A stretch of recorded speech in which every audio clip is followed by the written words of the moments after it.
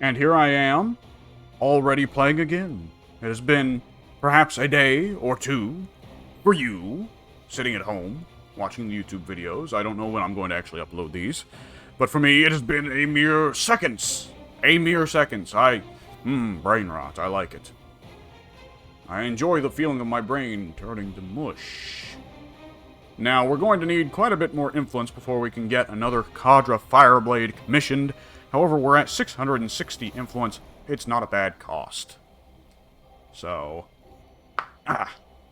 ideally, we will get even more influence buildings set up soon throughout my mini-cities. And eventually, the Fireblades will be coming out every turn. And it will be terrifying for everyone, including me, considering the influence costs. Let's see, we can also put out a Tiger Shark. However, I will not, because it has an extremely high upkeep. I will wait until later, once I have a massive energy output. And the obelisk goes running off into the night, because it is spooked by my moralizing or demoralizing capabilities. Goodbye, shielded missile drones. Your lives were short, but sweet. Oh, we are stuck between a few Fortresses of Redemption there. That is not a good position. That is kind of a kill box. At the very least, we will pull the Riptide out, so the Riptide can do a bit of healing on the Builder Drone that I have going with that force. And then, I will make sure to have the Storm Surge and Broadsides coming in from the other side do some damage to it. Let's see. This Doomsday Arc, I don't like it, and I want it to go. Let's see, how much damage can I do to it? A lot! So I will do a lot of damage to it. Goodbye!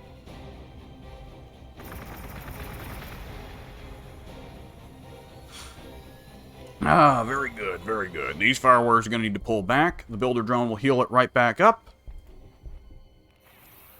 And they're ready to go on the front lines once more.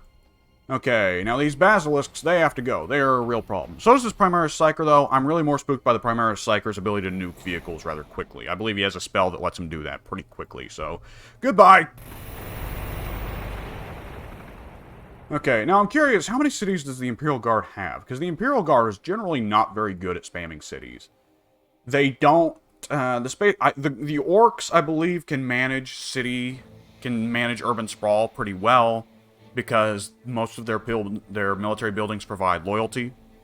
So that kind of counteracts the growth malices. And the Tau, of course, we've already seen, get big loyalty buffs from their Cadre Fireblade heroes. So once they get their hero production rolling, they can spam heroes quite a bit. But I don't believe the Guard really has that much capability to go nuts with the cities. Okay, let's see. Who here can be pushed on ahead? I want to capture some of these outposts. I want the money from them, but more importantly, I want to deny the money to my enemies. It's not enough that I win. All others must lose. Okay, these hammerheads. This one's taking some damage, so we're going to want him to move in here to be covered by the Builder Drone. Can we shoot across the lake here at anybody? Oh, we can see the city center. It's 23 people. That's a city that's going to be able to take quite a bit of damage. This commander can move up some to do some damage to the Basilisk, which is exactly what I want. I do not like the Basilisk. It does a lot of damage to my units from long distances. So we will move up another unit that will be able to finish it off. And goodbye, Basilisk. Okay, who else? You will continue to sit here. You're still healing. You will sit here to protect the Builder Drone as ever. That is your job. These Fire Warriors will go up to get some healing as well, because they need it. The Shield Drone can move on up and apply another shield to the Commander. The Commander takes more damage. And also takes some Overwatch off the city, but it's really not that much damage considering how, well, pathetic drones are on their own. This Sunshark Bomber is ready to get healed, like the many that have got wounded before it. This Storm Surge, let's see, where do we want you, pal? It'd be quite a while before you could get down to Tantal and Fall, get down there to hurt the Space Marines. You'd be closer... none of these are really close distances, so let's move you down just generally in a southeasterly direction, so you can be useful for any place where I need you to be. This Fireblade will go ahead and send to the Jacaro encampment. Hang on. So we can spend influence and grab a tantalizing icon. I love it. Let's see, is there anything else we really want? I mean, there's loads of great items here. But, hang on, what was it? There were some other items I wanted that were from... Because there's the ultra-rare purple stuff that costs 160 influence. But there was something... What was it? Wasn't there something really good that... wasn't there a... I thought there was another item you could get from the blue selection, from the semi-rare selection of items that could give you resources, but evidently not. So, for the resources that you want, you're going to want... Oh! Right, I forgot about this one. That's not so good on the Tau, because the Commander is the only hero unit that really does a lot of damage out of their selection. The Commander's too expensive to spend wastefully like that. But for someone like the Space Marines or the Necrons who has really good heroes, that is a really good item. The Dimensional Key. Just zip off to anywhere you want. Huh. Oh, Aegis Harness. Just turn off Psychers altogether. That's nice. Okay, we're just going to go for the Tantalizing Icon. That's all I want on my shopping trip today. There we go, and that will give us an extra +8 influence next turn. It's the little things that will give you an economy. And the more Fireblades I get that have the Tantalizing Icon... Oh, hey, this guy's not got a Tantalizing Icon. What's your problem, pal? Nor does this guy. I've been wasteful here. What have I been doing? An extra 2 Tantalizing Icons, that's an extra +16 influence per turn without building any buildings. Now, speaking of influence and things that are needed for buildings, let's go ahead and proselytize. Which of you cities is in the most in need of population? Okay, Hoior has 38 people, they need 52. Nuanal has 14 people, they need 23. Kais has 26, they need 34. Malkara actually has a pretty good balance. Okay, we will proselytize in Hoior to increase their population. Okay, we don't have enough housing for you guys, but it doesn't matter. You're still happy because I have so many Fireblades. The Tau run things in a very funny way. Let's see. Now, down here, okay, the Tantalon Falls fight. We're going to need somebody here to make some space. Let's see. Can we push these Fire Warriors up to at least do some kind of damage to the Fortress of Redemption? Can we use EMP grenades on the Fortress of Redemption? We can, and they do good damage. That's nice to see. Let's get rid of this Fortress of Redemption, then. It's doing too much damage to my guys, and I don't want it to do that much damage anymore. Strange idea, I know. Oh, really? The city blocks your shots that badly? You need to be right next to the city to do any damage to it? Well, that's unfortunate. Alright, the Commander we will move up. He can also do some damage to the Fortress of Redemption. Let's see. We can also... Let's go ahead and throw on Rignon. That'll buff himself pretty well. And then we will go ahead and throw out a shield drone that will shield the Commander. No, the Commander can take a bit of damage. Okay, we've got Terminators and a Hunter over here. The Hunter's not doing very much damage. Let's shield the Fire Warriors. They're more likely to take a lot of damage from a very small attack. Okay, these Vespids, we're going to have them scout around the side here. I don't expect to see much resistance out here. The Space Marines have been running a bit thin. The Riptide, we will pull back and have the Builder Drones heal it, so it can get back in there doing damage where I want it to do damage. The Fireblade will push on ahead where it can support infantry units, the one thing it's actually really good for. These Vespids, I don't want them moving into the city. They take so much damage.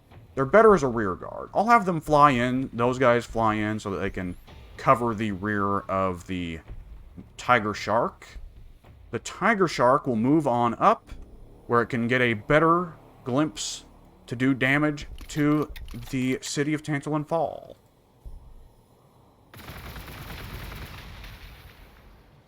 Very good. Now let's see. The Seeker Missiles, the array of Seeker Missiles it has, will also do a lot of damage. Very good. Very, very good.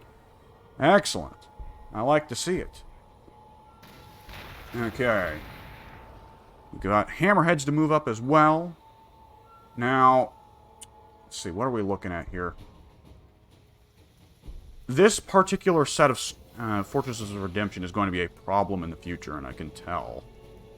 Let's see, if we kill this Storm Raven, that will increase the morale at least. And reduce the morale of that Fortress of Redemption. Which we may want to consider that. We might want to consider using For the Greater Good to... Wow, only a 15 influence cost to reduce the morale of that Fortress of Redemption? Great. I should have been using that every time I ran into a Fortress of Redemption. What's the morale on a Fortress of Redemption? 11. That's still pretty good. What's the morale on the Riptide? 14. 11's pretty good morale for that to be so cheap. Huh. Well, that certainly makes my life easier. I'm not going to complain. Let's see here. Now, who else can we move up to take on Tantalin Falls? A Storm Surge!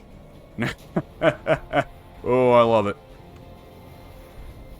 We're going to be hitting it with a lot of firepower here, including some Devastator missiles. That is what they're called, right? No, Destroyer missiles. Excellent.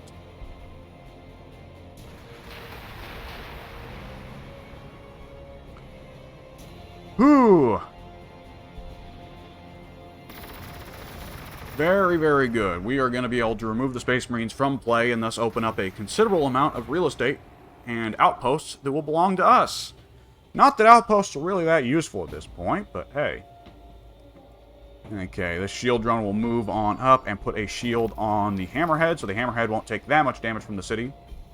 And while the Hammerhead can't hit Tantalin Falls, it can hit this Fortress of Redemption, so I'll have it do that. Okay, let's see. Fire Warriors, you're not super useful. I'll just keep you in the rear, where you can provide some protection. Broadsides would be great, but they just move so slowly, I doubt they'll get to where they can provide much fire support. Oh, these Pathfinders took a lot of damage. Who dealt this much damage to them?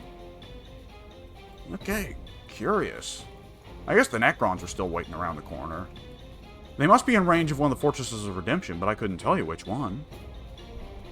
You know, these Fire Warriors, the whole army's just going to pull back here.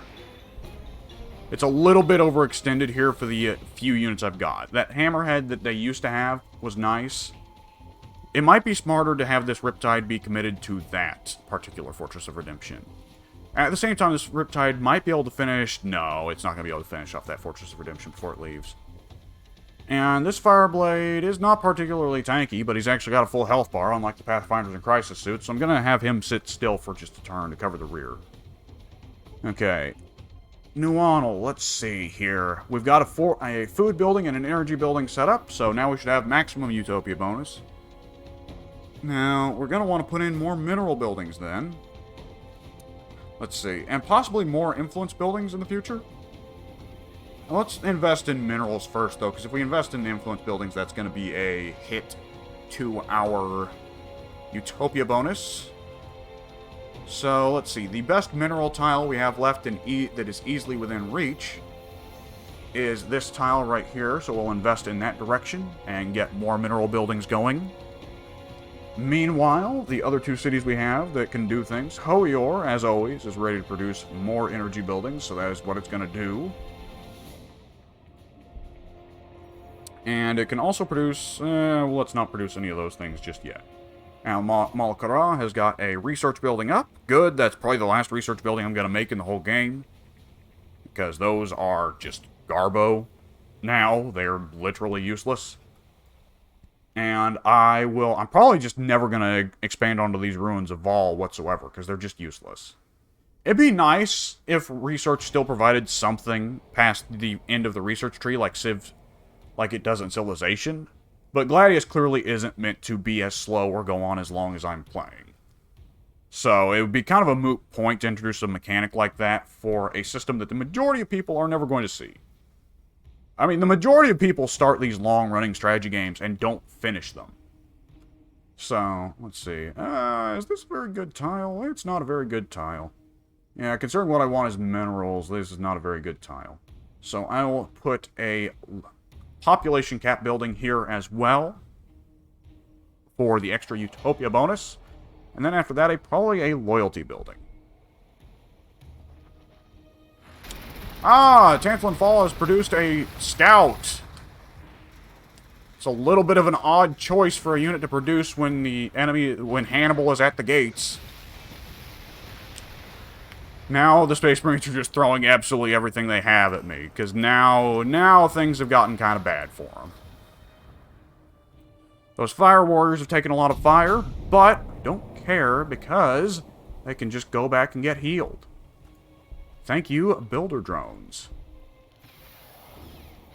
There we go. Could always use more of those, really. Now, let's see. This captain is going to be a problem. I can tell. Heroes are always a problem. Let's see. I'm sure there is a specific hero counter unit, but if there is, I do not know what it is. Now, let's see. Can I spend influence to annihilate the captain's loyalty? I can, but it's a lot of influence. We can instead annihilate the loyalty of the Fortress of Redemption. Or we can get rid of this Fortress of Redemption's loyalty. It's not really that big of a bonus. Okay. Now this captain, let's see. He can heal. He provides influence whenever he kills somebody. And he calls down an orbital strike every 5 turns. Yes, I remember that one. That one's really good. Now, let's see. He also has some kind of... he has the Iron Halo, which provides 50% invulnerable damage reduction. Sheesh! Okay. Well, in that case, let's see. 100 influence just to take down the loyalty of one guy is a big spend. So I think I'm gonna not do that. And can the Riptide do some more damage to the captain? It can. Okay, let's have the Bonding Knife Ritual done on these Fire Warriors, so they don't get that spooked. And we can go ahead. We probably should have put on a marker light on the captain. But he doesn't really have a range damage reduction, does he? He only has an invincible and a hero damage reduction, so it's not really that much of a benefit. Let's see, the Fireblade, it would have been nice to go ahead and throw his buffs on first, but I never think that far. These Vespid Stingwings are not going to be able to do that much, really. Can they do much damage to the Fortress of Redemption? No, not really. Is what it is. Let's see. And these Fire Warriors, what do I want them doing? For that low of a influence cost, I'm going to go ahead and take down the morale of the Fortress of Redemption so it does less damage. And let's go ahead and, yeah, do some damage to it. Get it out of here. Okay, these Fire Warriors are low on health. Hang on. Now that I've researched seditious something or other, actually, let me see, what else do I want to research? I have negative time to research many mouths. How does that even work? I don't know. Okay, now I've researched seditious research. Let's reduce the loyalty in Tantalon Fall. That doesn't really do anything. I think it would reduce their output, logically speaking. But I can't even see what they're outputting, and they're really seemingly only building scouts, which aren't that good. So, yeah, it's really just there for the laughs, just to be annoying, especially in a multiplayer game. Okay, now, who else is ready and primed to do some damage to the Great Hall? You are, sir. You can also do some damage to the captain, but I don't really care. Let's see, can this Storm Surge move up a little bit? Yeah, I would like him to move up a little bit so he can take some of the damage. He's quite a tanky unit, and I'd prefer that he start taking some of the damage rather than none, which is currently what he's taking. He can also do quite a bit of damage to Tantalon Fall, so he will do that.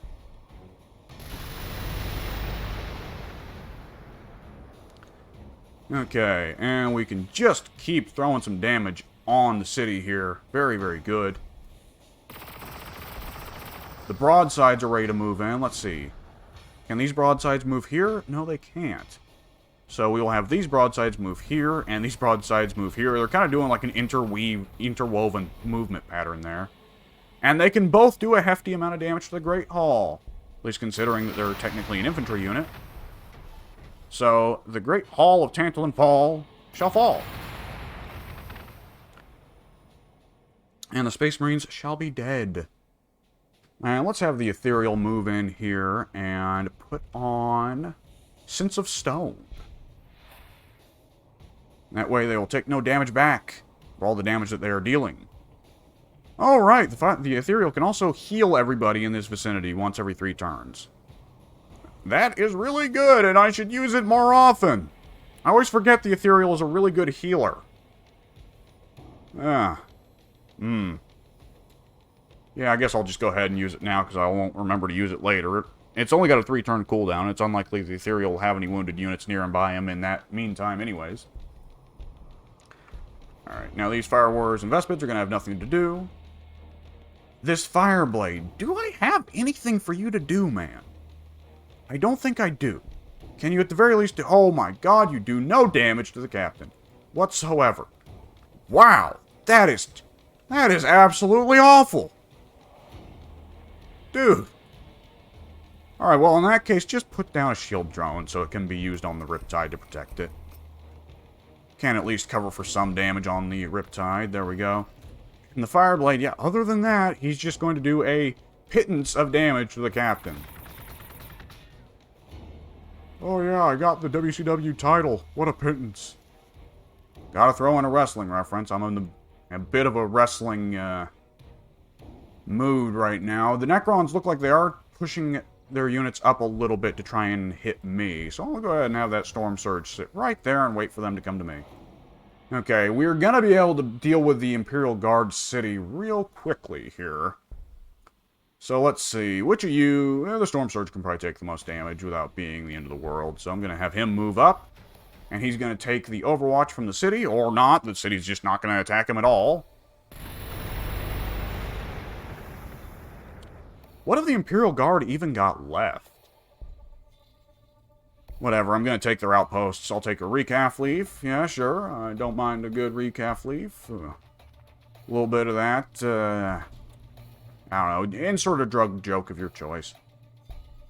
And we've also got a Grox Pasture for free 2 food. Hey, it's not big, but I'm not complaining. And the Devilfish, we will go ahead and have it move up and just dump out all the Fire Warriors it's carrying.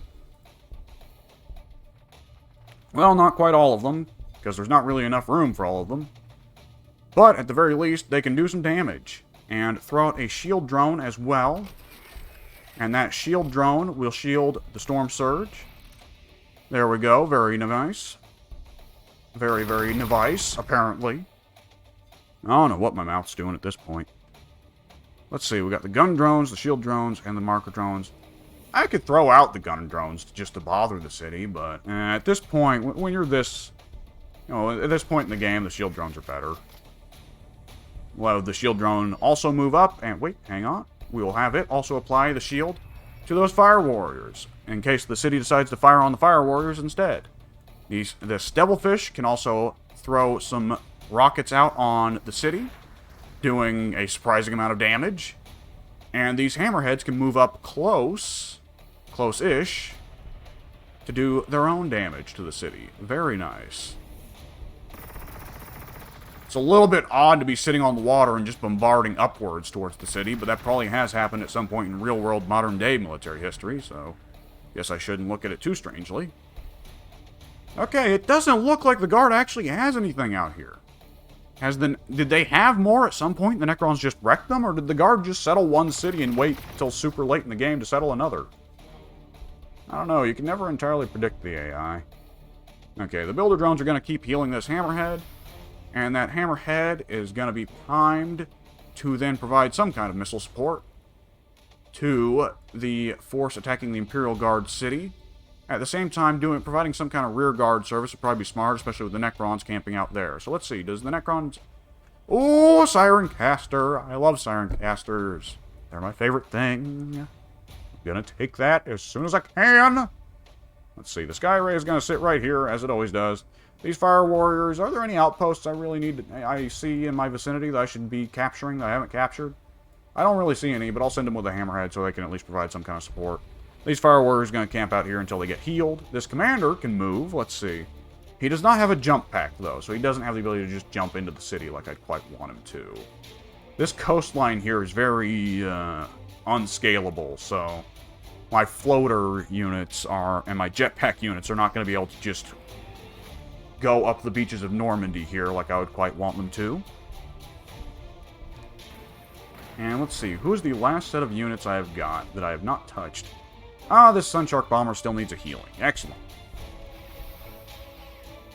That's close enough. Okay, let's get you back out there. Let's see if there's any Necrons floating around in these forests out here. This kind of forest, large forested passage is pretty good for hiding enemy advances.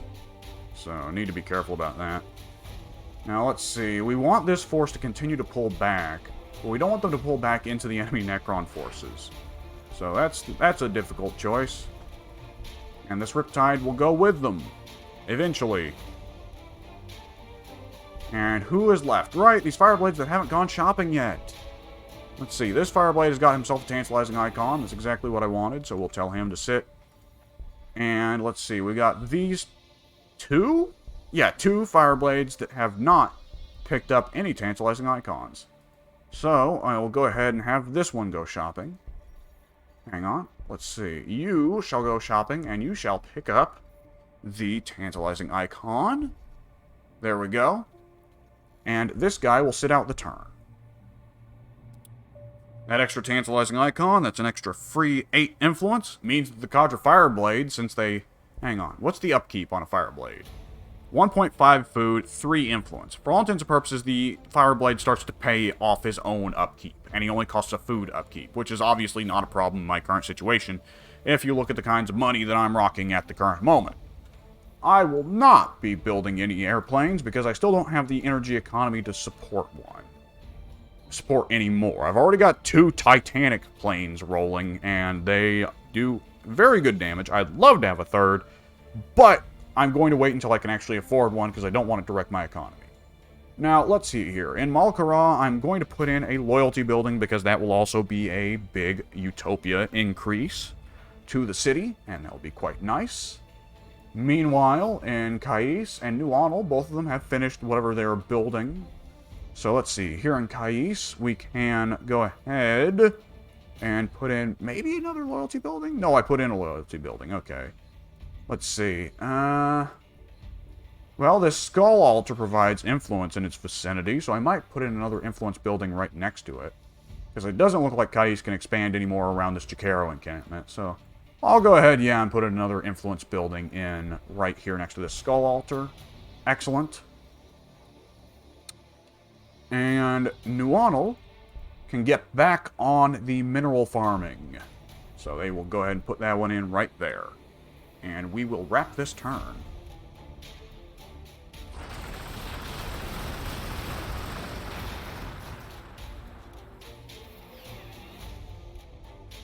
Ooh, they have engineers, or engineers. I'm never quite sure what to call those. Those Fire Warriors are gone because the AI picked them out as the weakest unit in my army. That's just naturally the choice the AI tends to make. I'm not complaining, though. I'd rather lose a set of Fire Warriors than a Storm Surge. Now, this captain is going to continue to be a problem for quite a while, I suspect. Can we at least do more damage? Hang on. Let's go ahead and use Break Composure. It doesn't matter if I waste it, because I'm not going to use it otherwise. I can use at least some kind of attack with the Fire Blade to do some kind of morale damage to that captain. And we're pretty close to killing it. Okay, and let's see. Is there anyone else nearby that... Let's go ahead and put the shield on the commander. Is there anyone else nearby that can finish off that commander that I'd rather use instead of wasting the Riptide's turn? I guess the Riptide doesn't do... the Riptide does 10 damage to the city. Well, it may have to be that the Vespids have to make the sacrifice. Well, only one Vespid can move into the area, though.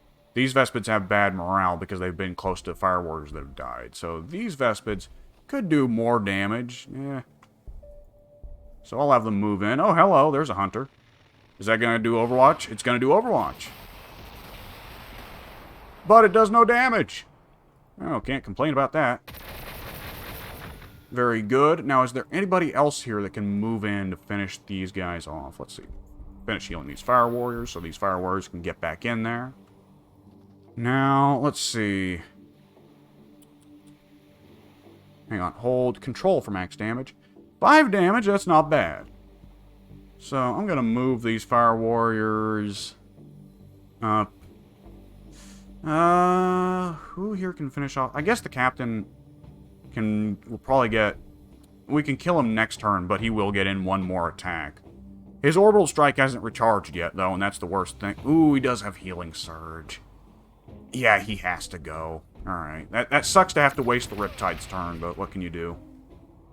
He has to go, because otherwise he would have just healed himself right back up. Okay, let's see. We can put down another shield drone right here. And I will do... That's a gun drone! Whoops! Pressed the wrong key. Well, he attacks last, because he provides a range damage reduction to any opponent that he attacks. We are doing pretty good here. What would be the cost to get rid of the last of the morale of this city? Very cheap! Oh, I should have done that first. Ah, well, is what it is. Alright, and goodbye, Space Marines. It was nice knowing you.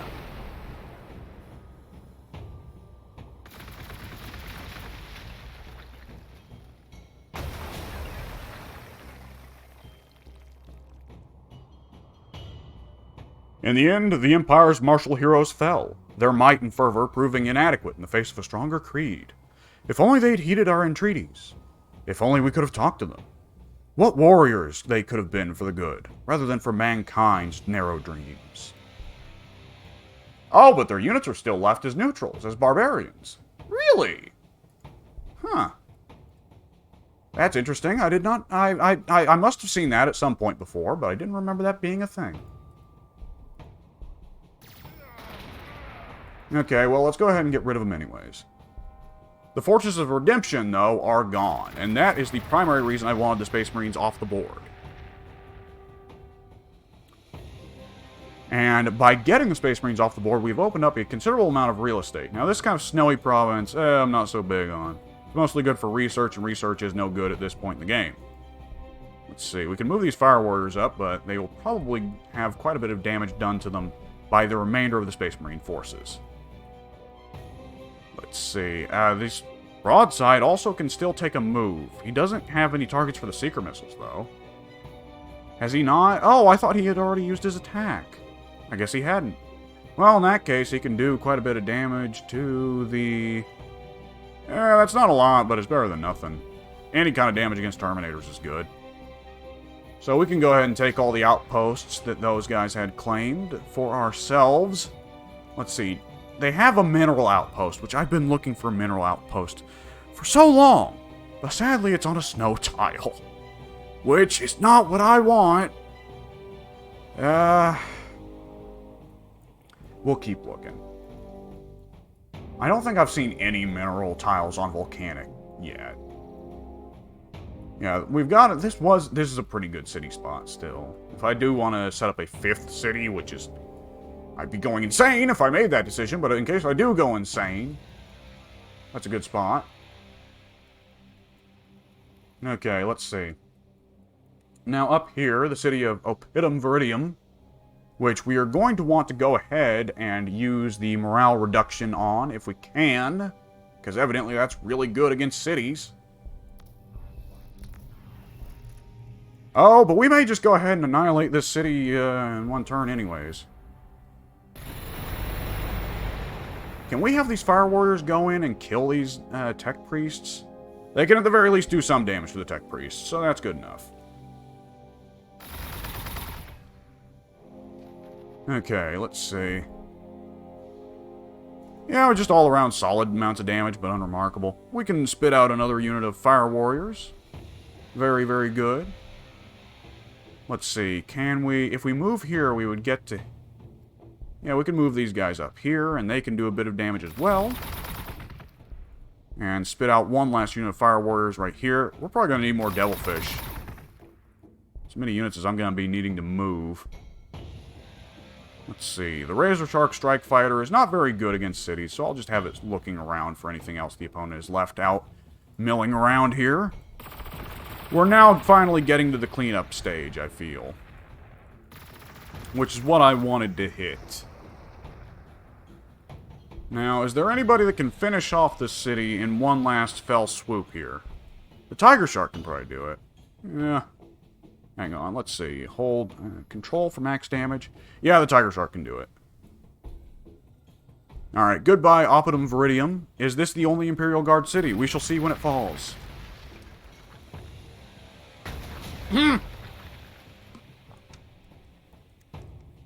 Two players killed in one turn.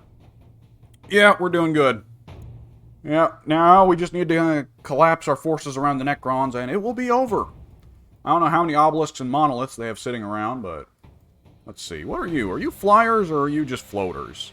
You're jet bikes, okay. So you won't be taking any more damage from the Sky Ray. Now, let's see, if we want to go ahead, let's go ahead and get rid of you if we can. What's the unit? What's the range on your attacks? Hang on. You have twin-linked rapid-fire Gauss blasters with a fair bit of armor penetration, but not really anything to write home about. So I will just go in and do a lot of damage to you, because even though you are supposedly one of the best Necron units, you are also extremely fragile.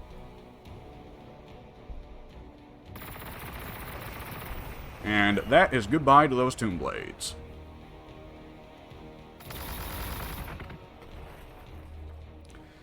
Oh, I forgot to read off the little... Hang on. Okay. Whoa. Oh, I accidentally deleted the notification instead of reading it. Oh, I wanted to read the little lore tidbit you get for killing off the Imperial Guard of the Tau. Well, it is what it is.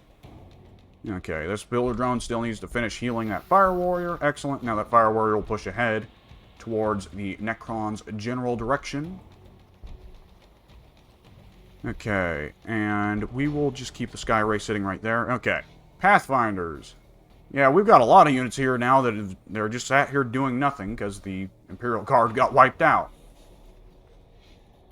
Now you, Storm Surge, can use your Destroyer missiles on the Tech Priests. That's a little bit overkill. Because Tech Priests they have good AP. Credit where credit's due, they have good AP. But other than that, they're not a good unit in terms of fighting on their own. They are very much a healer for the express purpose of healing and not doing anything else. This Devilfish will sit here because I will have it just go ahead. Let's see, I can have the Tiger Shark kill the Tech Priest with a missile barrage. There we go. Just in case it heals any rogue Castellans, in case those are still around, which I'm doubtful. Alright, you, Mr. Sunshark, will go scouting for where the rest of the Necron forces are. That's where they are. Good to know. Now, let's go ahead and let's see. If we do a bombing run... Oh, my God. Goodbye. So, apparently, bombing runs are really good against swarm units. Shock of shocks. Okay, let's hit this obelisk in the rear. And once the obelisk is gone, that's going to be really probably the only enemy unit of note. The Necrons can't have that much heavy firepower left. Because I definitely got the feeling, at least, that I was hitting the last of the really meaty Necron units while they were pushing in on the last Imperial Guard city, and I very much cuckolded them there. Okay. Let's see, Mr. Riptide, you need to move up as well. Now, who else here? We got a lot of guys that need to move up. Let's see. Yeah, we can do some damage to the Terminators here. Why not?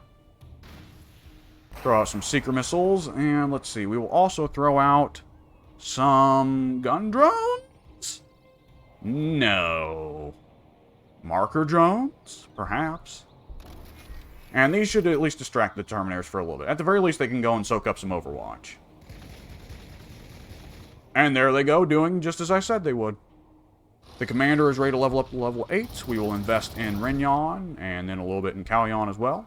The Fireblade has leveled up to level 7, so he's ready to take Unity. Let's watch those incomes go up. Oh, it's satisfying every time. Okay, and these gun drones wound up being able to do nothing. So they'll just mill around, I guess. It's always awkward, the army that's left sitting on what used to be a city, that now is just kind of sitting there like, yeah, what do we do now? Okay, now this last Fireblade that has not purchased a tantalizing icon, let's fix that. Excellent. And with that, our influence income is going up and up and up. Who else has a move they need to take? These builder drones who are just going to sit there. Alright, New Onel has got another mineral building in, but I want more. Because if the Necrons are going to put up any kind of serious resistance, I'm going to want even more Storm Surges and Tiger Sharks out there. Pestering them and nuking their best units off the board instantaneously, because that is fun. And Hoyor we are going to otherwise skip. We don't have anything else we want to do. Malkara is ready to expand into another tile. We can put in some more Utopia buildings, though, considering how easily I just wiped the Guard and Space Marines off the face of the planet, especially the Guard was easy. And Guard's one of the more difficult races to play, at least in my experience. Or at least I'm bad with Guard. Maybe the Guard are really good if you know how to do a certain something, but I don't know how to do that certain something. So we will continue to expand Malkara and put buildings there. We'll probably start investing in our first mineral buildings there just to get the mineral thing off the ground. We'll get photon grenades researched because we don't have anything else to research. Now this obelisk is going to just cream my Tiger Shark off... Not my Tiger Shark. My Sun Shark Bomber off the face of the Earth. But the Sun Shark Bomber, the point of it was to go out and scout anyways. Go ahead for the Storm Surge. Does the Sun Shark get to live? It does! We're going to have to clean up a few of the Space Marine barbarians down here, and now that feels like Tau, calling Space Marines barbarians. Alright, let's go ahead and clean out the last of these guys down here. Don't have to worry about these boys anymore after this. Alright, you, Mr. Tiger Shark, will fly on up. You have got really limited move range for some reason. What is limiting your move range? Let's have these broadsides move up and do a bit more damage to those Terminators. Similarly, the Storm Surge will move up. Oh, hey, there's a Razorback right there. Yep, the Razorback right there. And now there isn't a Razorback there. Funny how these things happen. Let's see, and the Tiger Shark will move up, and it should be able to... Yeah, it should be able to just erase those Terminators from this earthly plane. Go join the Emperor, boys. You've earned it. Okay, and just move up the rest of my force.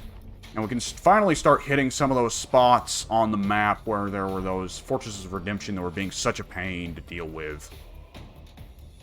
Ah, finally. Okay, get this Hammerhead up there, claim this Jacaro encampment. Very nice. An extra 2 influence. Nothing really big, but nothing really small either. The shield drone. Do drones take outposts? Yes, they do. And he'll go ahead and put a shield on that commander. This Fireblade has nothing better to do, so he'll just keep moving. This Builder Drone, I'm going to want him to move up and heal the commander, because the commander's taking some damage, at least, from the Hunter. This Hammerhead will finish off this Hunter. And these Vespids, who have apparently got their morale refilled by watching that Hammerhead just annihilate that Hunter, they will just kind of move around. Just push the whole army up and forwards, so that we can go ahead and take the sweet rewards of our Space Marine kill. And ideally, smoke out where the Necron cities are. I'm going to assume it's plural cities. I don't know how the Necron AI is for settling. Generally speaking, a lot of the times that I've played against the Necrons and Gladius, because I'm bad, and because the Necrons are a great noob killer, I have been wrecked by the Necrons and not really got to the late game. This is the first time I think I've ever really got to the late game against the Necrons. I could be wrong.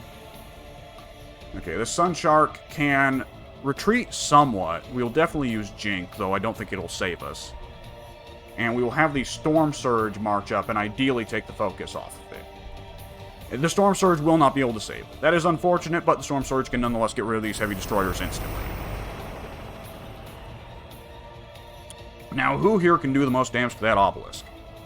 It's probably going to be you, Mr. Hammerhead. Oh, you actually have your line of sight blocked by that cliff. That's unfortunate. Well. Let's see. And these Fire Warriors can move up. They won't do that much damage on their own, but they can at the very least throw some Photon or EMP grenades at it. So, I won't do it just yet, though. I will instead throw down good old-fashioned shield drones. The shield drones will move onto that cliff face. And, or not, because they get reduced HP and movement by being near the obelisk, because the obelisk just does that. So instead, we'll just provide the shield to the hammerhead from here. These fire warriors, yeah, we'll just have everybody in general move up a little bit here. Yeah, this sky ray will actually stay in place. It's the builder drone we don't want it to get too close to the obelisk. That obelisk is going to be a problem. I can feel it. Okay, we're going to have to load up a bunch of fire warriors back in the devilfish. Back in the van. Okay, and we will go ahead and take that fermentation pool. It's not a very good outpost to get, especially this late in the game. But I'll take it anyways, because it's free money. Meanwhile, the rest of my forces have to move around. And they have another obelisk right there, really. Well, we can start peppering it with shots from here, and ideally get it to move in range of the tiger shark. The storm surge and the devilfish will also move down. Let's see, we've got this obelisk here to deal with, and we've got this obelisk there to deal with. Ideally, the Necron shouldn't have too many more. I should have taken out a lot of their military already. Let's see, I am not going to waste the Tiger Shark's attacks on those scarabs, because the obelisk might move closer, and the obelisk is a much bigger threat. Let's see, this Razor Shark, though, can throw some Seeker Missiles at the obelisk. Not bad.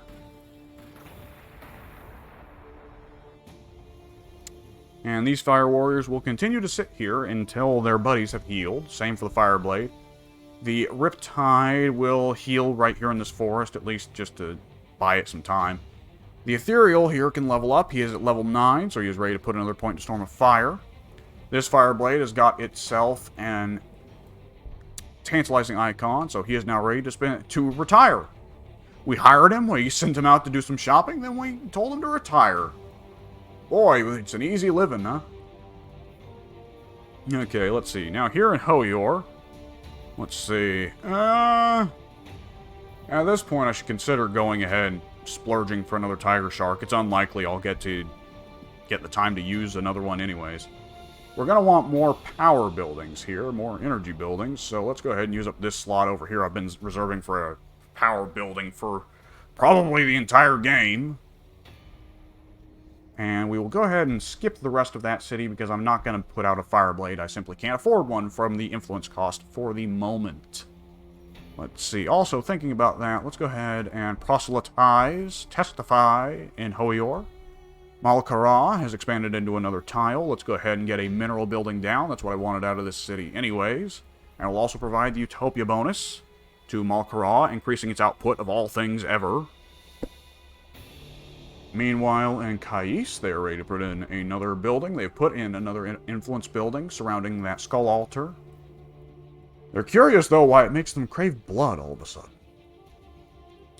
Let's see. We're going to put in more influence buildings in Nuanal, almost certainly around this Jakaro encampment, but we'll hold... Let's see. In Kais, what do we want to do? What do we want to put in? Well, we could always use more food, I suppose, but Nuanal is really just kind of focused on food and influence, I suppose. Let's see. Would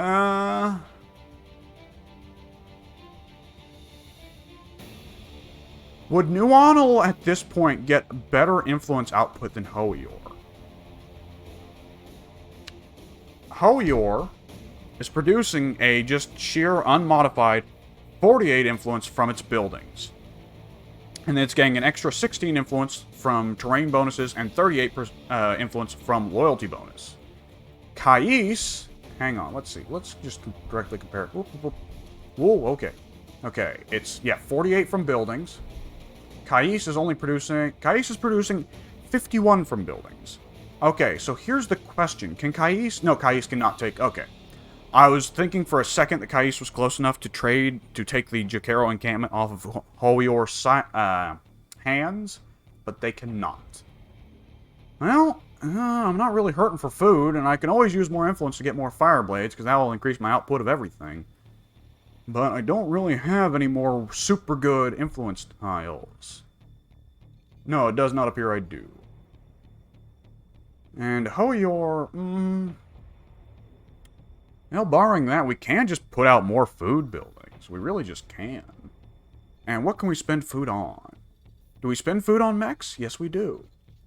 Well, in that case, let's go ahead And put out more crisis suits, maybe? What if we just order a load of crew tox riders? That's a lot of crew tox riders I just ordered. So they're going to be going out until the end of the game. And I'll also put in a food building right there. Very nice. And let's see, here in Nuanal, we can go ahead and... Do we want to go ahead and commission a Storm Surge in Hoyor? It's unlikely the Storm Surge would get to the Necron's base by the time I'd use it. By this point, the Tiger Sharks are the only Titan unit I have that are going to be able to get to the opponent's cities in time before the cities fall to the units I already have built. Let's see, here in Nuanal, we will go ahead then. We've got the 2 mineral buildings set up there. I might want to just start investing in spamming a lot of influence buildings then. Let's see, what's the best influence tile here that isn't very good for anything else? Both of these. None of these are really good for anything but influence. I mean, they're good for minerals, but I don't want to use these for minerals when I already have so many other mineral tiles as possibilities. So, let's see.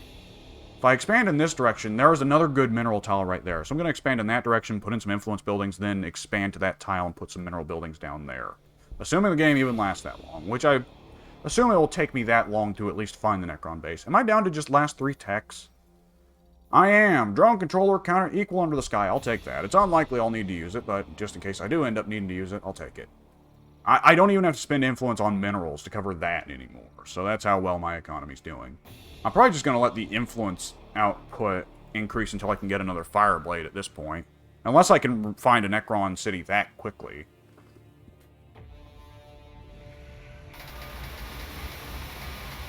That's a lot of Scarabs.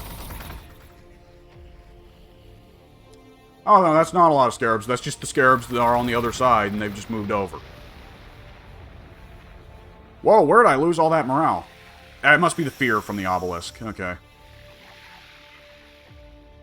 Okay, now let's go ahead and hit that obelisk with everything we can. You, Mr. Obelisk, are going to be taking quite the beating today. Let's throw Hammer of Wrath on. Do the damage we want.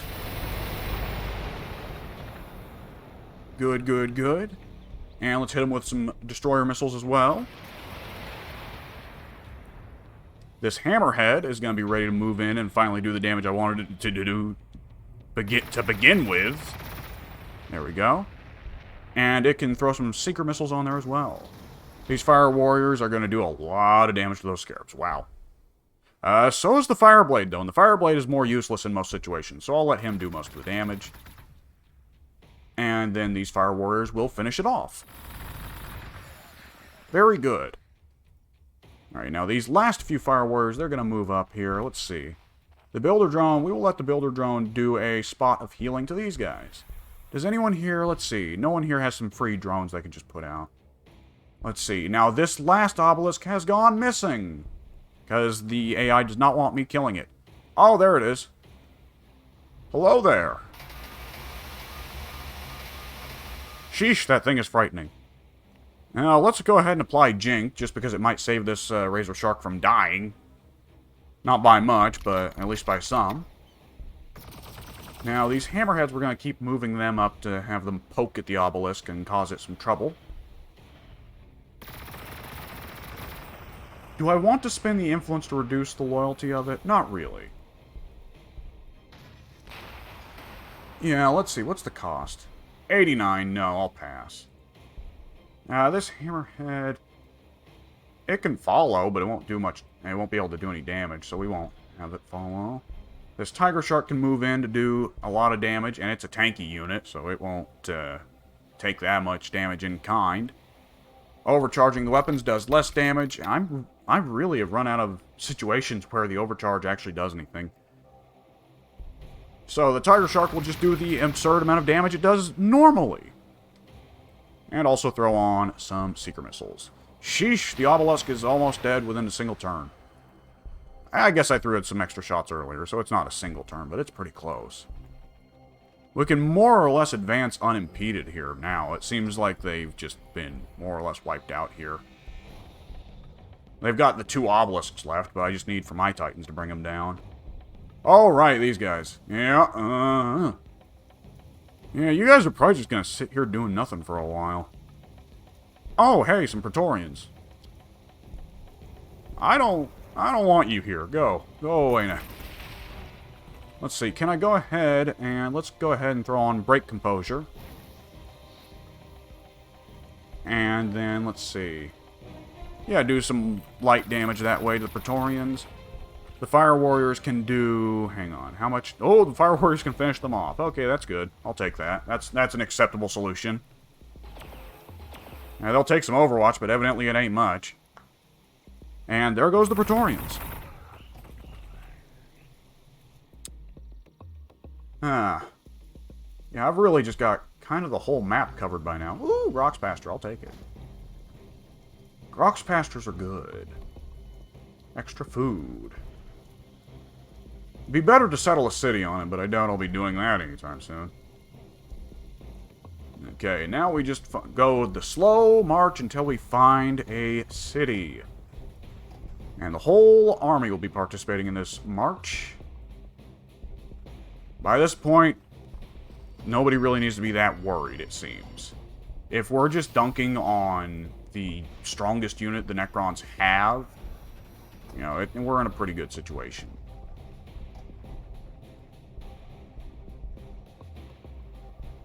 I got a lot of Vespids, man. This is an unusual amount of Vespids for a Tau game. Usually you don't get that many. They're pretty rare. You know, I'm usually lucky to end up with 1 or 2, but we wound up with like 4 or 5. I think I lost 1 or 2 at some point. I want to say. I could be wrong. Mr. Skyray will be sitting still, as ever. That's his job. That's why I got him for. Nuano will put in more influence buildings. It'll lose the Utopia bonus, but it'll pick up more influence. More influence means more Fireblades. More Fireblades means more loyalty, which covers up the entire reason, the entire loss I have there. Let's see. Kais can also put in a food building. It's better than just not doing anything at all, so yeah, I'll put the food building in there. Hoior has nothing really to do. They can't produce a Fireblade yet. We need 660 influence, which we don't have yet. We will next turn, though. And here in Malkara, or Malkara, I'm really not sure which way I'm supposed to pronounce that. We'll put in another mineral building. Delightful. Research, oh boy. Choices, choices. Whoa, excuse me. Okay, let's see. Whoa, I'm just clicking things all over the map now. Hey, an ore field. If only there was a volcanic biome near here, and this wasn't... why is the grassiest, nicest place in the map, like, near the middle? Where it's just gonna be loads of fights, and you can't just... like, if I were guard, I would kill for this spot. Because as the guard, you want to spam guardsmen so much. I don't know if that's actually the optimal strat. Lord knows Imperial Guard tanks are great. But as the guard, I always want to go nuts with guardsmen and ratlings and ogrins. And it just gets so food hungry so quickly. But whenever I play guard, I always spawn on desert or volcanic biomes. Sometimes snow biomes. Snow's good, but you don't get snow as often as you'd like for a lot of the races that are really research dependent. I mean, they're all research dependent, what should I say? What is the bit at the end of the Imperial Guard tech tree? Because the Tau at the end of their tech tree have Indiversity Unity, which is one of the best techs in the game. It's just phenomenal. But the Guard also has something really good at the end of their tech tree. I can't recall what it is. Okay, so Mr. Storm Surge, you do quite a bit of damage to that obelisk. The Hammerhead can't escape. That is unfortunate. How much damage can these Fire Warriors do to the Canoptic Wraiths? They can do at least some. It's better than nothing. Build a drone. We're going to go ahead and make the ballsy move of moving it up because we want to heal the Hammerhead. Oh, they aren't going to heal it that much. The Monolith's probably going to finish it off next turn. That's unfortunate, but it is what it is. We can do quite a bit of damage to these Tomb Blades. So we'll go ahead and do that. We'll take the Overwatch, but it's Fire Warriors. They're not going to be hurt that much by a unit of 2 dudes using anti-vehicle gear.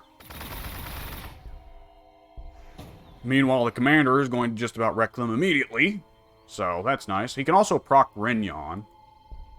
So That will also provide quite a bit of a bonus here. So let's go ahead and put on Rignon. Very good.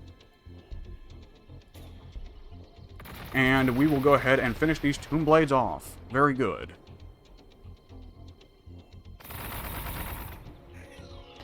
Okay, now, let's see. Where... Hang on. So they pulled out that last obelisk, so this Razor Shark lives to fight another day.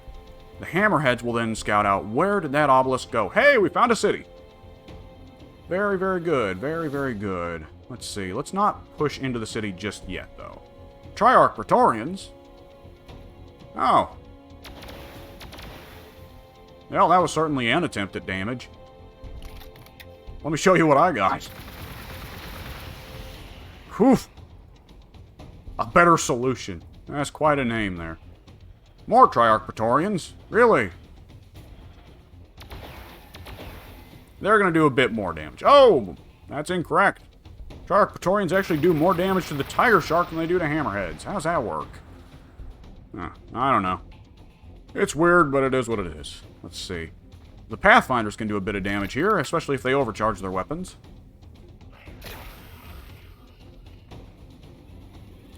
We've got them pushed back to one of their cities, evidently. Seeing some heftier resistance here. The Sky Ray will push it in to do a little bit more damage. Alright, the Storm Surge has already taken its shot. We're not going to be able to finish off the Obelisk. The Obelisk is going to go ahead and spend the 60 influence cost to use Necrodermis Repair again next turn, which is unfortunate. But when you play the Necrons, that's just how you got to play around them. They do that a lot. Alright, you, Mr. Devilfish, are going to actually go ahead and spit out a Fire Warrior right here. That Fire Warrior is going to capture that Groxpaster and that Siren Caster. That'll be a big bonus for my entire Civ. Let's see. Other than that, the Devilfish doesn't have anything I really want to do. I can do at least some damage to the Triarch Praetorians, but not much. You don't build a Devilfish for damage.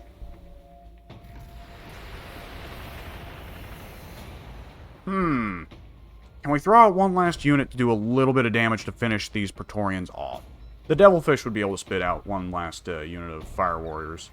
There we go. Goodbye. Alright, let's see. Who else needs moves? Oh, these Sky Rays. The Sky Ray can throw out some Secret Missiles on the Canoptic Wraiths. I'll do that. I don't know what the Canoptic Wraiths can really do, but I'd prefer not to see it. At least not through first-hand experience. And so can you, Mr. Hammerhead. It's caused some morale loss for the Obelisk. That's nice. That's reducing his accuracy and increasing his damage taken. Hey. It's small, but it's helpful. Fireblade, I could send him up to do no damage and get killed. Yeah, I don't think I'll do that. Okay, which of you has got anything left to do? Oh, wow. This Fireblade has so much stuff going on that he's now got a scroll bar for all of his abilities. Sheesh. What can this guy even do? Why am I getting notified that he can do something? Oh, is it because he can use Precise Shot? Yes, he can. Oh, hey, and that's not bad. Let's go ahead and throw on Break Composure, then. And then Precise Shot to remove the morale from that Obelisk, so the Obelisk will do virtually no damage. Let's see. Yeah, Broken. Massively reduced damage. Minus 33%. That's a third less damage. Sheesh. Okay, we've got a set of Immortals here. They're going to be coming in and being a problem. We'll have these Fire Warriors pull back a little bit to do some healing. And you, Mr. Fireblade, will sit and wait for them to come to you. While we're at it, let's go ahead and set the Riptide to heal. Let's see. Can we set anyone to... No, okay. The Hammerhead is going to capture this Shard of All for the extra mineral and energy. The Tiger Shark, let's see. Yeah, we've got a big Fog of War cloud right there. So we'll have the Tiger Shark push on ahead because it's one of the tankier units I've got. Probably the tankiest, actually. And the rest of my army is going to have to very, very slowly march across this little land bridge region.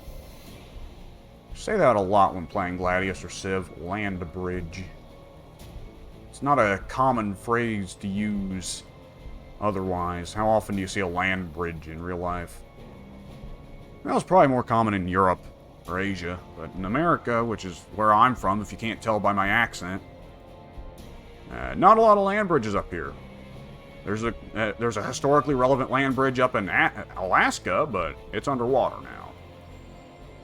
Let's see, who else is left that needs to be moved? Nobody. Time to order the cities, then. Let's see. New Onel, you will continue to put in influence buildings because I like influence and I want more fire blades. Hoior will continue to put in energy buildings, but where? We require more energy buildings as we are putting in another tiger shark, and I would like to put in even more tiger sharks. But where, oh where, can we put it? Curiosity's sake, can I remove rocks? No, I cannot. That is unfortunate, because the rocks are getting in the way of me putting in more energy buildings. And I would like to have more energy buildings, because I would like to have more energy. However, let's see. This would be a equally good... These would both be equally good energy building spots, because they are right next to the Promethium relay pipes. So, I will expand there instead. And I'll skip whatever is left for this city to do. Malkara is ready to expand. We will probably put in more buildings to give it a Utopia bonus. Let us see. If we want to put anything else, we've got a population cap building, a loyalty building, a research building. If we want to put in anything else, we're going to want to put in food, energy, influence, and the unit producing buildings. Though those are highly unlikely to see any use by this point in the game.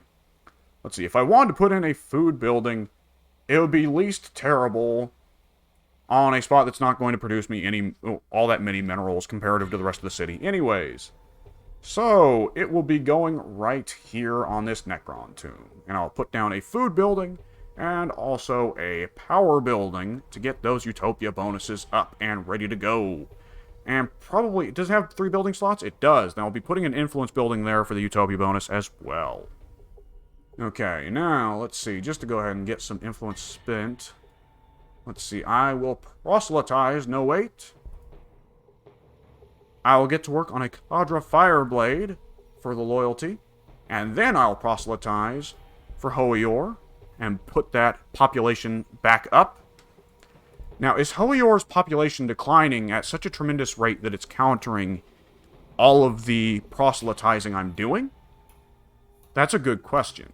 The loyalty bonuses are so good, though, that I won't bother putting my population cap buildings back online. That's just something to remember in the future for the Tau, is that the population cap buildings, it seems like, don't actually really do anything for you past the first one.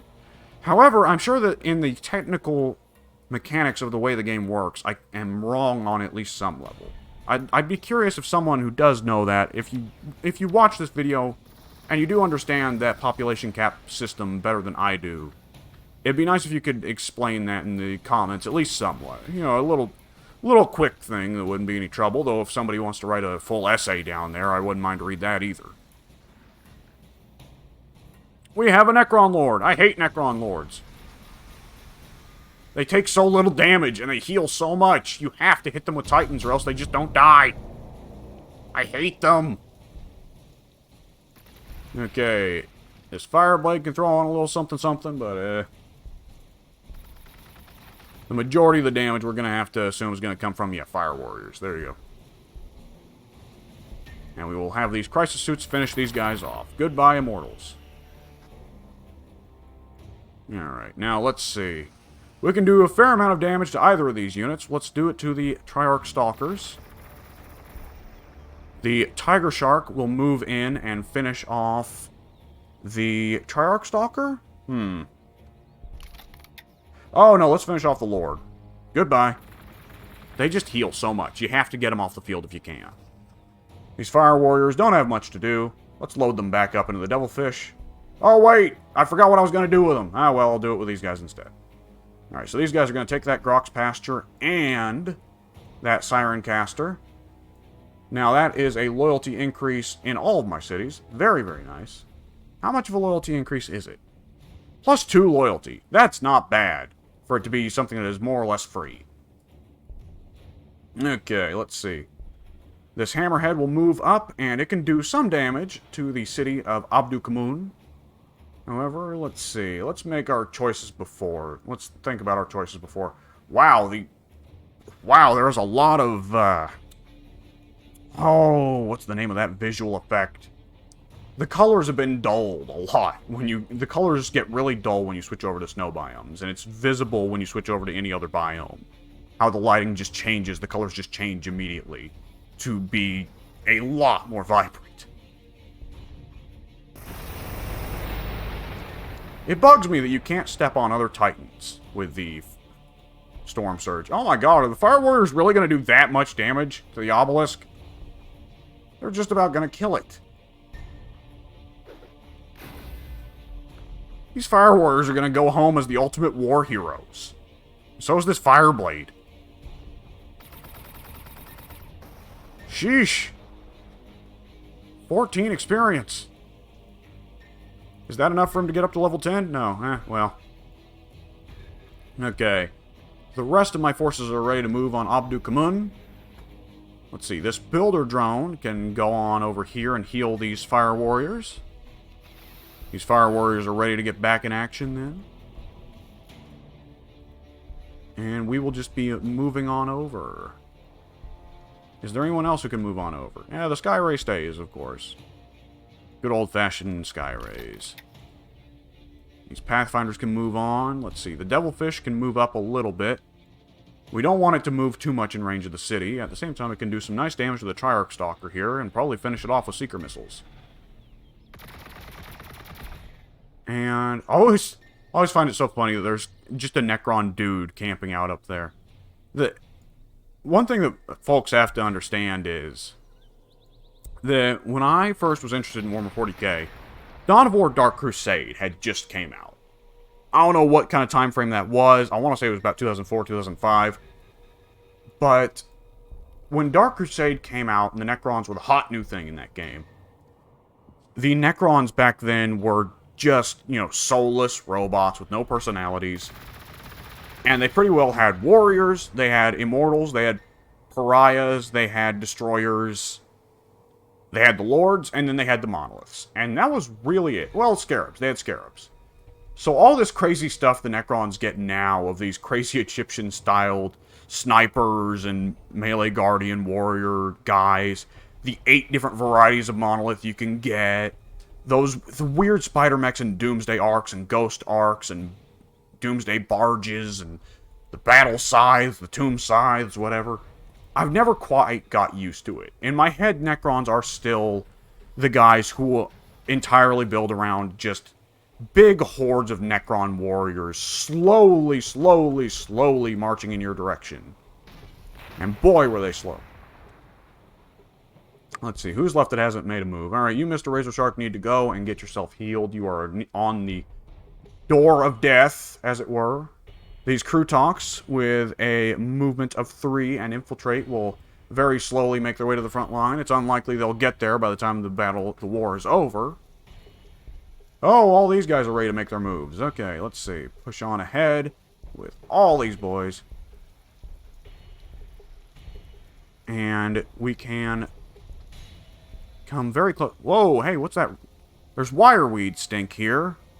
Oh, but the wireweed is on a tile that's outside the map. Okay. No worries then, I suppose, but it's funny we can still see it. Where is the next Necron city? Because Abdukamun is not the only Necron city. They are not rocking monoliths and obelisks produced by a city with 6 pop. That it just is not the case. It simply is not possible. Alright, the broadsides, I'll have them move up first. They're slower anyways. Well, they certainly feel slower. Let's see. Yeah, it's always the most awkward part of these 4X games. The part where you're just moving units. Okay, the Tiger Shark can do some scouting. I don't want to... Let's see. Ah, hello! Now we know where they're really coming from. Now, how much damage can I do to you with just a single salvo from the Tiger Shark? Oh. Ooh. Oh. Oh. Yes. Very good. Very, very good. Now, let's see. Can I overcharge? Overcharging does nothing, but we can still do a lot of damage very quickly. Very, very good. And that tremendous loyalty loss, or excuse me, tremendous morale loss is just going to keep getting worse. Hang on, let's see. We can throw on some seeker missiles as well. Some very nice salvos. And I'm curious, I want to say morale loss in the city also reduces the city's outputs. So by annihilating the morale of that city, we have made it where they're not going to be producing anything. Now, I'm sure the Necron AI has more than a few units camped out here in the Fog of War that they're going to be rerouting to try and deal with what I'm doing here. But it's probably not even going to be relevant. Hey, another Siren Caster! I love Siren Casters. They're my favorite. As the Tau, they're really not that impressive. Like I said, once we've got to the late game here, we can just use the Utopia bonus and the Fire Blades to make it crazy. But as the Guard, who I've tried to play several times now and failed, as the Guard, Siren Casters are just so good because loyalty is so hard to come by as the Guard. Now, let's see here. We can put in another building in Kais. We can put in another loyalty building right here. I might go ahead and do that. Just to increase the outputs of everything ever. So I'll go ahead and do that. Excellent. Now, let's see.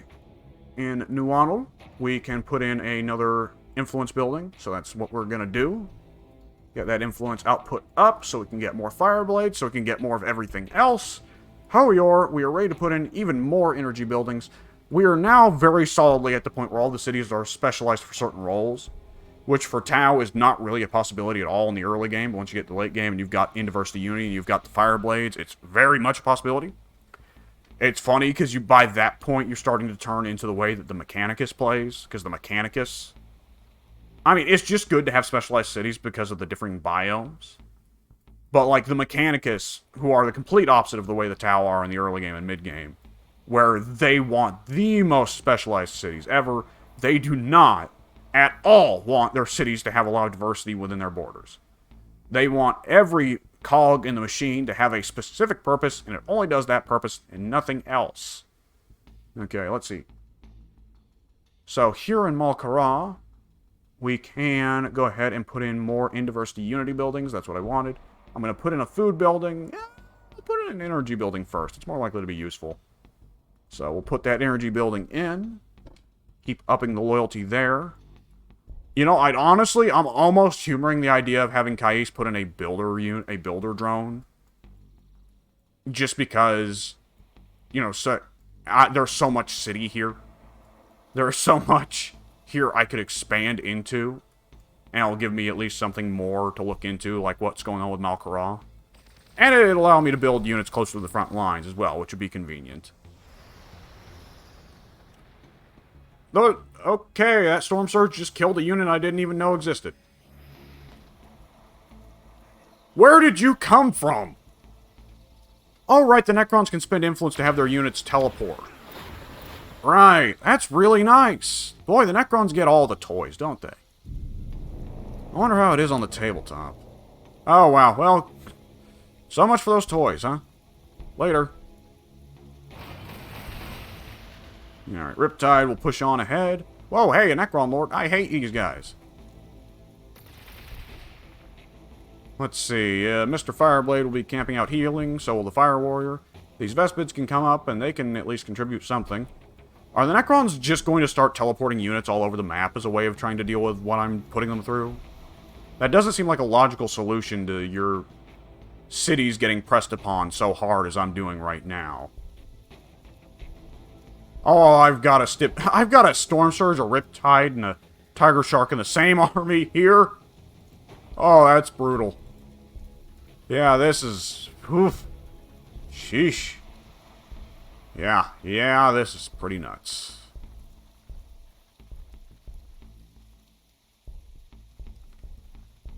If I were playing against a human here, I'd feel kind of bad. But that's kind of the thing about running domination-focused runs in Civ. Which, boy, is that not really a choice to go against here. It feels a little bit bad taking cities off your fellow players. You know? Anyways. Let's see. Let's do some more damage here to Trauma and Check. Oh, just all around, lots of damage. Let's just wreck this city up. This is pretty good damage for it just to be 2 units. Okay, now over here, let's see. The city of Abdu Kamun. Now, the first thing we're going to want to do here is... Holy! The Devilfish is taking a lot of damage, which is about what I'd expect, but still, it's annoying. Let's see. Do what damage we can to the obelisk, because that obelisk needs to go. It is a menace. These Chark Praetorians are healing about as fast as the Hammerhead is damaging them. That's annoying, but that's Necrons for you. I keep having to nearly call them Necrarchs, which is incorrect.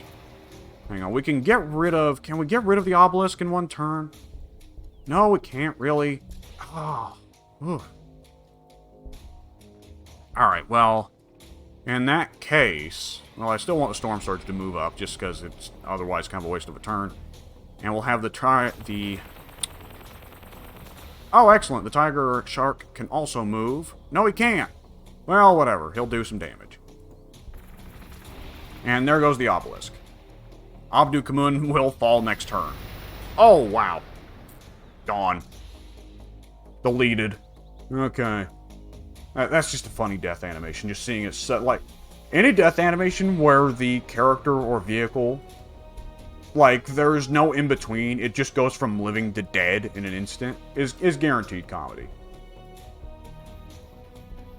Okay, get the Builder Drones up there.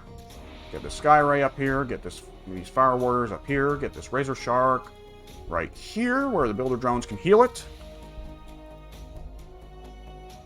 Very, very good. Only 4 units left to order. Wow, I have gone down in my amount of units I'm rocking here.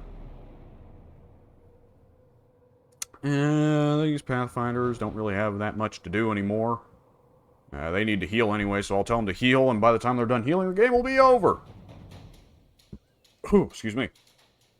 The Storm Surge can go ahead and throw some missiles at Abdu Kamun, just to be annoying.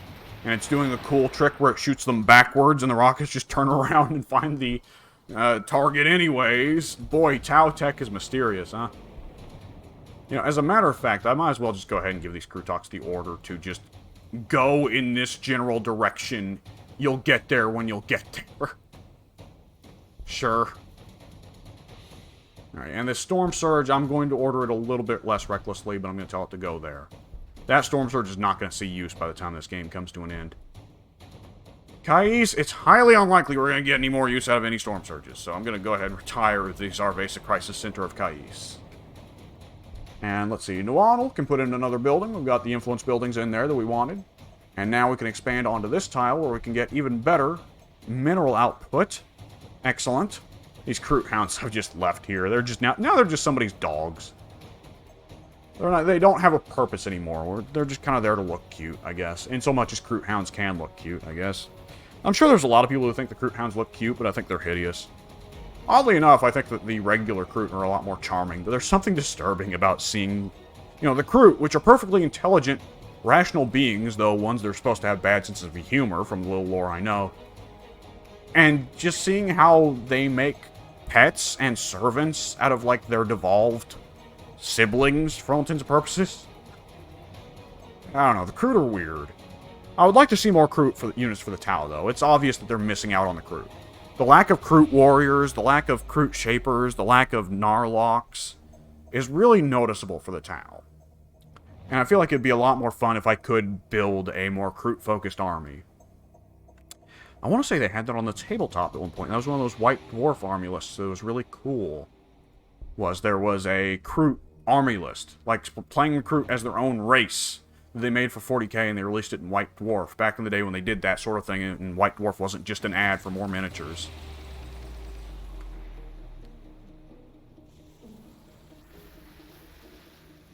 Yeah.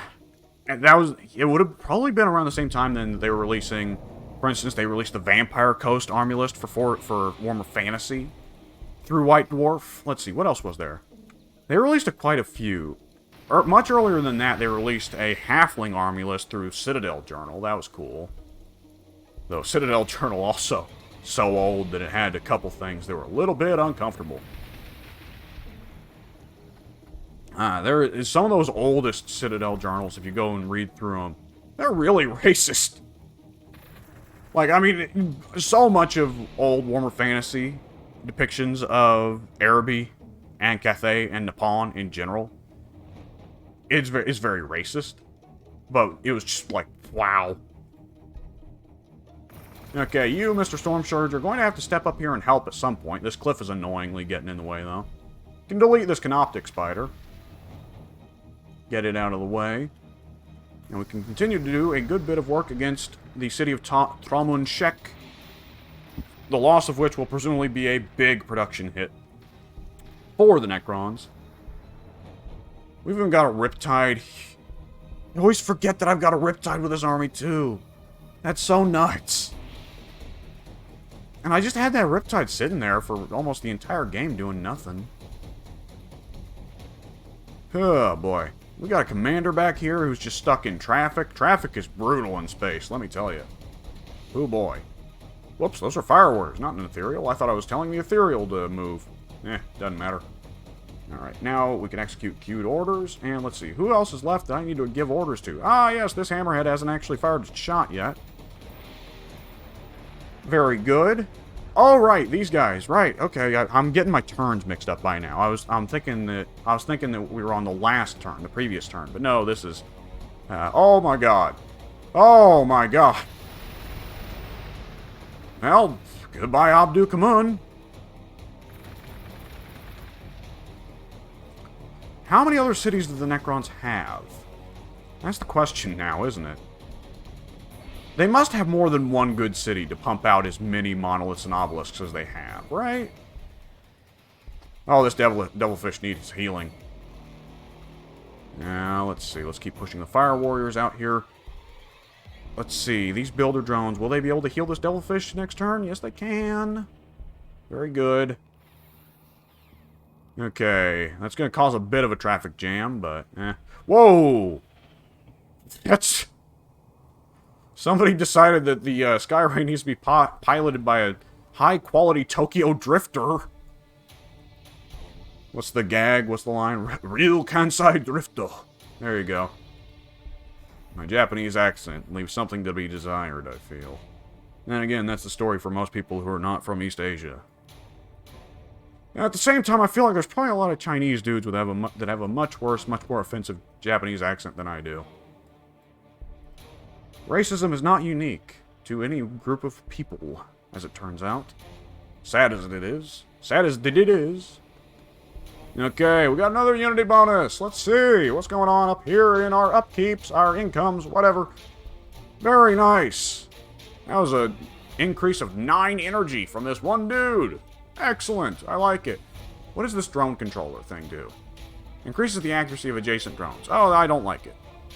Okay, now let's just dump all the points into all of his abilities. There you go. And you will next turn go and buy a tantalizing icon. Well, I don't know what you'll do that next turn. What's the influence cost for another Fireblade? 720. Yeah, let's see. I'm going to be making 200, so I'm actually going to be up into the 800s of influence next turn. So I'm going to just commission another Fireblade instead of buying you a tantalizing icon. I might actually be able to do both. Okay, now let's see. Here in Hoyor, we can't order another Fireblade just yet, but we can put in another power generator. So we will do that.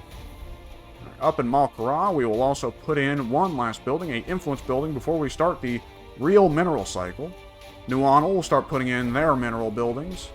Get that number up, pump that number up, get rid of these rookie numbers. And yeah, next turn, Tramunshek is gone, and we will be finding out whether there are any other Necron buildings whatsoever.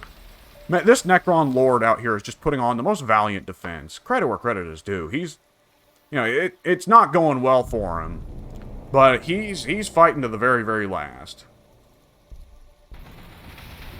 This may be his very, very last. Oh. Yeah, these Vespids are going to get to hit the killing blow. How about that? Don't often see Vespids get to do anything. Okay, let's see.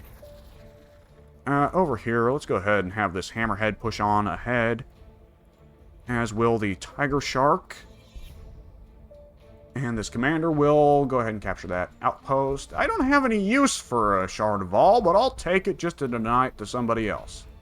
Whoops, those Fire Warriors I just moved onto Racer Wire. Oopsie doodles. Okay, I got a lot of units that need repaired.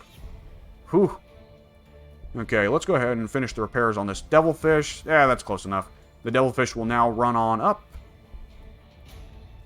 The Skyray will stay put, because that is what I have it for. And this Fireblade, I guess, will just stay put, because we've got a traffic jam here now. Good lord. Yeah, this Razor Shark, I'm not going to bother healing it. I'm just going to move it on up ahead. They can at least do some scouting over the ocean. Pathfinders will run on up. And let's see, execute the queued orders. Okay, now down here, we will go ahead and hit trauma and check with what will certainly be the death blow. And there goes the city. Is this it? Are we at an end? No, it's not over yet. They have at least one more city. Okay, now the... Oh, well, we've already found it. Well, there may be more than one. Oh, I could see a little fringe of it from up here. Okay. Oh boy, the two grand armies are going to have a meeting here. This is going to be nuts. I have built such tremendous armies here. Sheesh. I can throw some destroyer missiles on that Canoptic Wraith, but I'm not going to because it's not worth it. The rest of my army can start moving up now, and we can take some outposts. Let's see, where's the city center? Oh, there's a Prometheum relay pipe set up. I would love to have had that a while ago. Lots of razor wire out in this part of the country.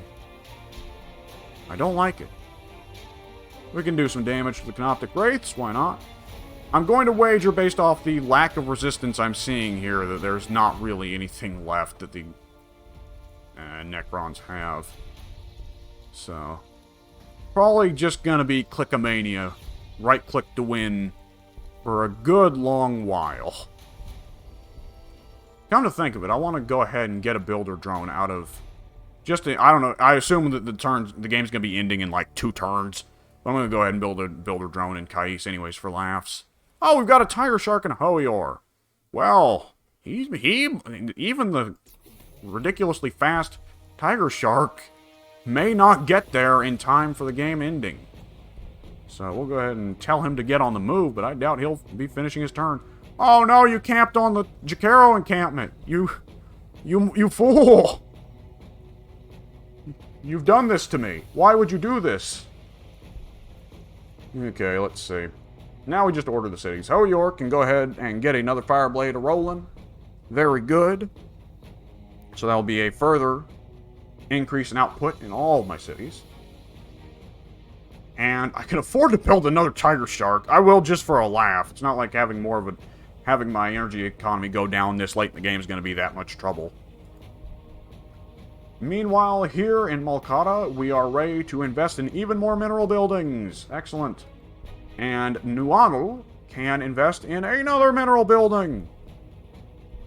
I'm going a bit nuts. I don't really need this many minerals by this point, but hey, I'll take it. I'll take a little bit of excess. Are they really just trying to hit the one spot they think of as a weak spot in my army here? Do the Necrons, they're just going for this particular set of troops? Because they just want to try and do what little damage they can to whoever they can? If so, that is amusing. Ghost Arcs are annoying. Okay, at the very least, we're going to do a fair bit of damage. Enough to get it to run away, I'm sure.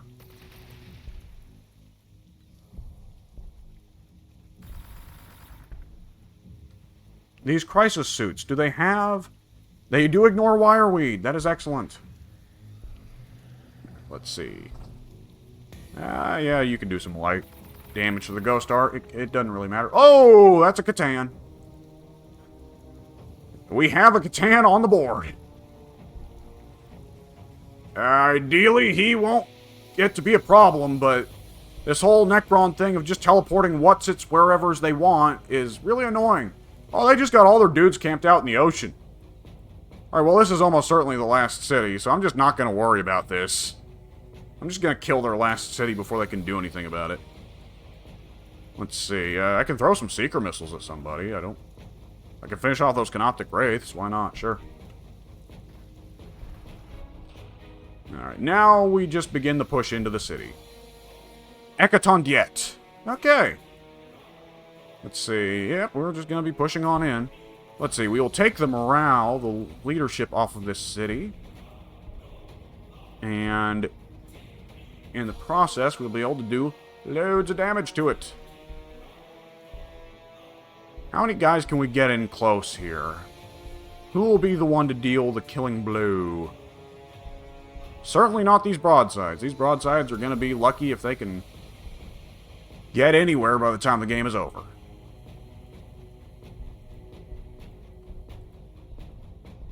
Is it not odd that it's named broadsides? Wait, no, what am I thinking? Of course it's named broadsides. That's the Imperial Guard's translation of it. The Imperial whatever translation of it. The only people that are going to be able to attack Hecatondiet on this turn, the Tiger Shark's the only one. It's weird seeing the AI go for the strat, though, of... Yeah, I can take that loyalty cost. I don't care. It's weird seeing the AI go for the strat of build some really elite units and then just try to teleport them as close to me as it has Fog of War vision. And you can tell how much vision Necrons actually have of Fog of War by the fact they're not actually putting them anywhere near my cities. They're just putting them about as far out as they've explored. It does seem like Gladius doesn't have a particularly cheaty AI, which is weird for strategy games. It's kind of a strategy game tradition to have the AI cheat a lot, in large part because the AI just simply can't. I mean, for one thing, if the AI was particularly smart in strategy games, that would ruin it for a lot of new players. Because when you're new to the game, and I'm not saying that being new makes you an idiot, but you don't know the game yet. You don't know how the game works yet. Whereas if the AI instantly knows how the game works, it can brutalize you. It can really just have you over a barrel, so to speak. And that's always the thing when I see people complain about, like, oh, this strategy game is bad because the AI is so dumb. It's kind of like, do you really want the AI to put its tremendous micromanagement skills to use on you like that? You probably don't. Okay, there goes the wireweed. Thank God. This Storm Surge is not going to see any action before the end of the game. Who else is even left that needs orders? This Ethereal? Yeah.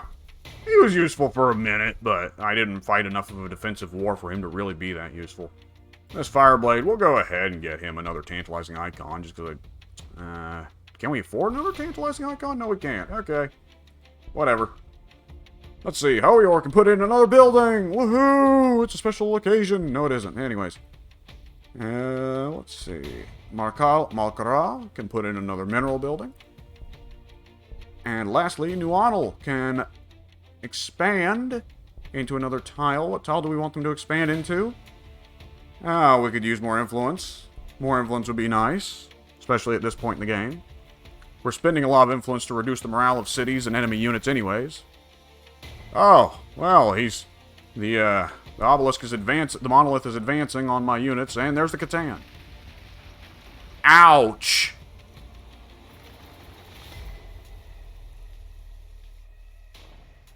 Okay, do they have any units sitting out here? They've got scarabs.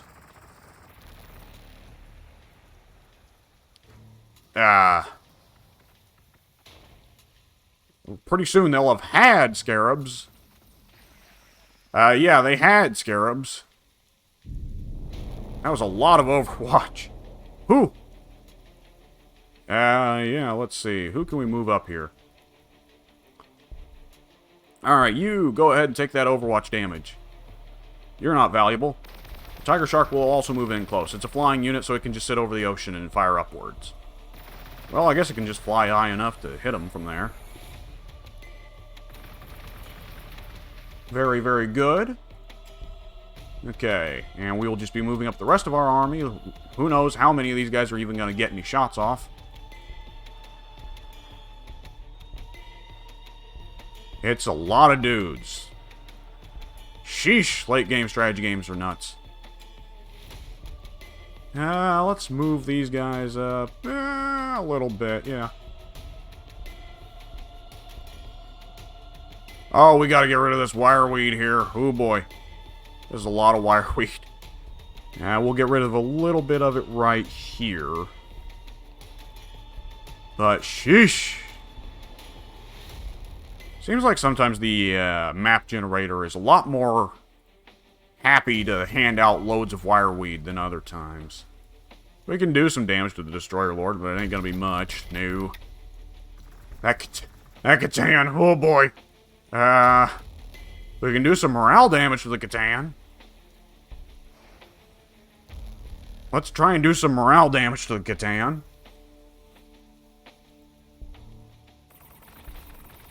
Can a Catan even take morale damage? Yes, it can. It can be hurt. It can be broken. If it bleeds, so they say. Hey, that's not bad. There we go. Oh, that was not a tremendous morale loss. I would have liked more of a morale loss than that, but I can live with it. Okay, you, Mr. Riptide, can do... Wow, overcharging is just more and more useless by the time. Nonetheless, these Fire Warriors can finish off that Ghost Arc. Excellent. That will take the Catan down to broken. And we can also put out a shield drone. And that shield drone will provide a shield to the Riptide. And take a lot of Overwatch damage. But, hey, that's half the point of having the shield drone at all. As a matter of fact, it will just get killed by the Overwatch outright. Well. Let's see. Who else here in this city can move in? Who do we want taking out the Scarabs? Probably the Riptide.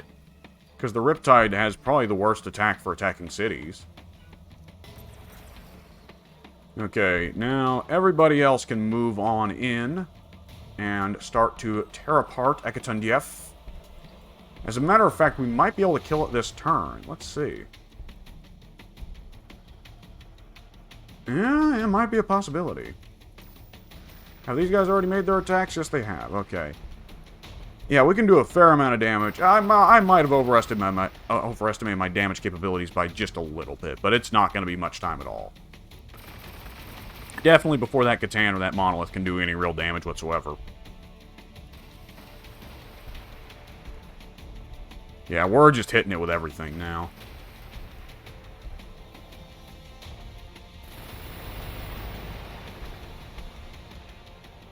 Okay, and we've got a few queued orders. How many units do we have left to move?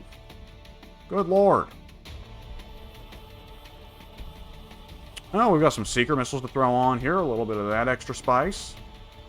Some Vespids who will do nothing. But at the very least, they will maybe take some bullets at some point. Oh, I moved the Vespids on to Wireweed. Oopsie doodles. Whatever, they can live with it. These builder drones who will go in and... Let's see. Can we remove the Wireweed from beneath the Vespid's feet? Yes, we can. It's like a landmine. Don't move. Just stand still. We got this. Everything will be okay as long as you don't move. Okay, who's left that needs moves? Ah, the Fireblade. He can level up one more time. I doubt he's going to make use of it. Okay, this guy can buy a tantalizing icon. How much would it cost to buy another Fireblade? The next Fireblade is going to cost $780. Okay. So you, Mr. Fireblade, are going to go ahead and purchase tantalizing icon. There we go, thank you. And now you will retire. Okay, we are really just left-clicking. We are in the final minutes here. So, now, pretty well, there's no point in me really discussing what's going on in the gameplay. It's a lot of the same stuff, and we're just wrapping it up. So, I was surprised by how this one went compared to the other games of Gladius. Gladius is one that not just the map generation, the way the map lays out, but also AI personalities can really change the experience you have. It's crazy how you can either just get absolutely wrecked by the game in seconds, and here we go, you can either get absolutely wrecked by the game, or you just get an extremely safe game where you can farm and turtle to your heart's content, and then when you're done turtling, roll over all the other players when you've got tired of them living. So, as someone who's kind of new to Gladius, hang on, let me check how many... I was about to open the Steam overlay to check how many hours I've got in this game, but then I realized that would probably expose some Steam messages that... Well, there's nothing private going on there, but at the same time, nobody's agreed to have their Steam messages displayed on my videos, so I won't do that. But, as someone who has really only got... What is it? 2, I think? Completed Gladius playthroughs? Yeah, one as the Tau previously, and one as the Space Marines, I want to say. So, someone who's not really that experienced with the game, it seems like I can either get really stomped by the AI very quickly, or I get a very safe game. Now, the first game I did win as Tau, I will say, however, was a very perfect balance, where it felt very push and pull, you know, ebb and flow, you know, a back and forth exchange with the AI players. This one was really just me sitting in my own little corner, having my own little peaceful, nice farm, and then once I felt like killing somebody, once I felt that the playthrough had gotten a bit long in the tooth, I sent forth a legion of titans and wasted everybody who even vaguely looked at me the wrong way. So, Gladius is a game that has a lot of replayability, it seems, just in terms of how different the AI can be on even normal difficulty. Either which way, let's wrap this up, shall we?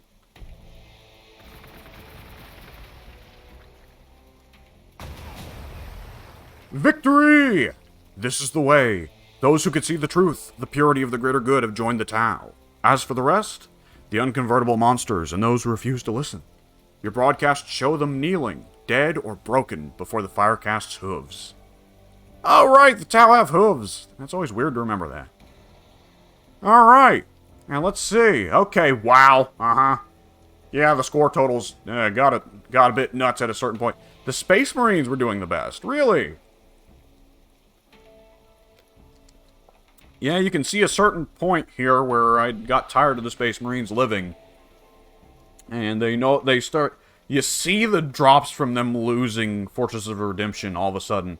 And then they lose their city. And that's it, they're done. And even in death, they did better than the Imperial Guard, who died a good couple turns after them, but still really just did not do that well.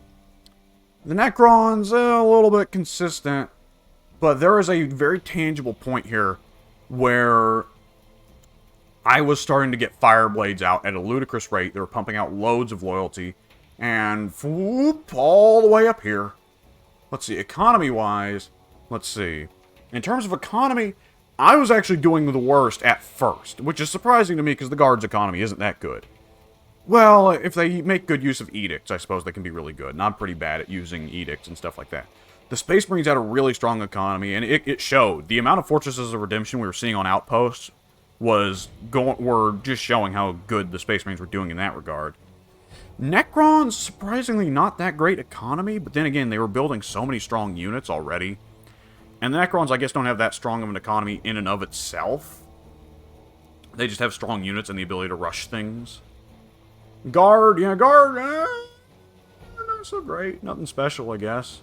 But yeah, for me, there's rough early goings, and I think especially me losing a city early on that I had invested a lot into did hurt.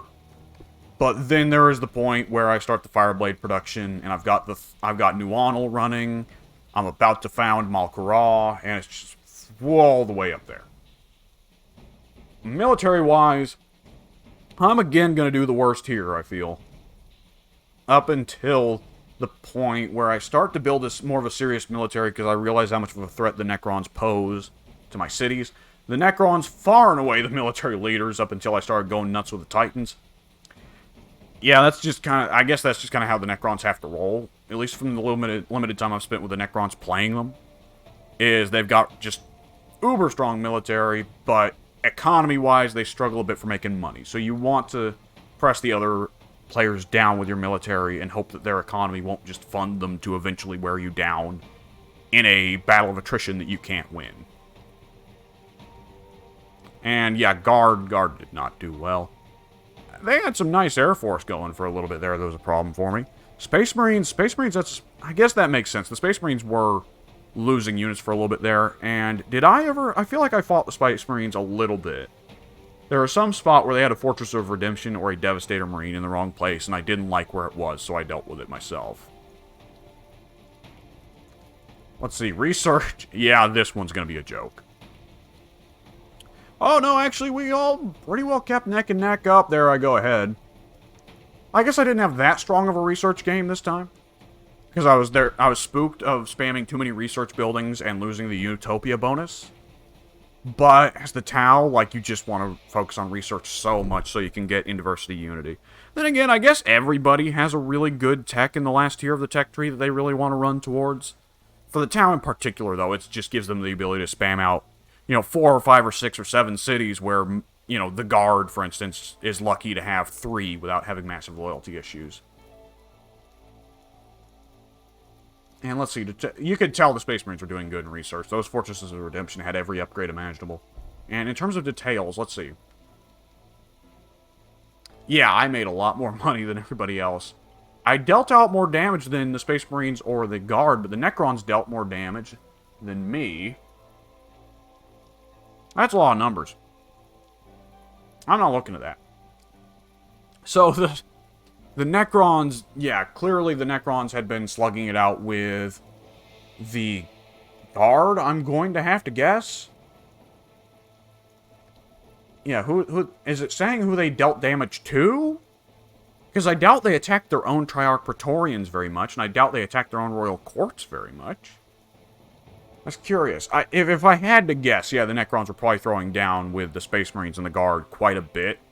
It really looks like the Necrons were just being a pain for both the Space Marines and the Imperial Guard, and as a result, I got to pretty safely ignore the AI. Because the AI was just being too much of a problem for itself. The Guard creating easily the least amount of units, which I guess they respond on desert tiles, and desert's good for Air Force and Psychers, but the Guard player wasn't throwing out that many Psychers. Units lost. Yeah, the Necron player was going nuts here. I lost a lot of units. How many? Oh, drones, right, you lose. Right, the Tau, the number's going to be inflated for the Tau. I also killed quite a few units. Let's see. Yeah, the Necrons killed... How many Guardsmen did they kill? They killed,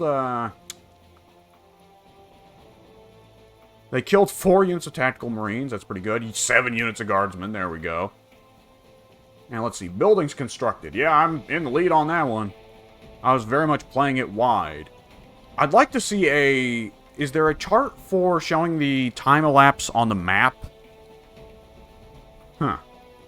Either which way, there we go. The Tau playthrough is finished. I must have started this playthrough 2 months ago. I just was not being quick about it. Nonetheless, it is done.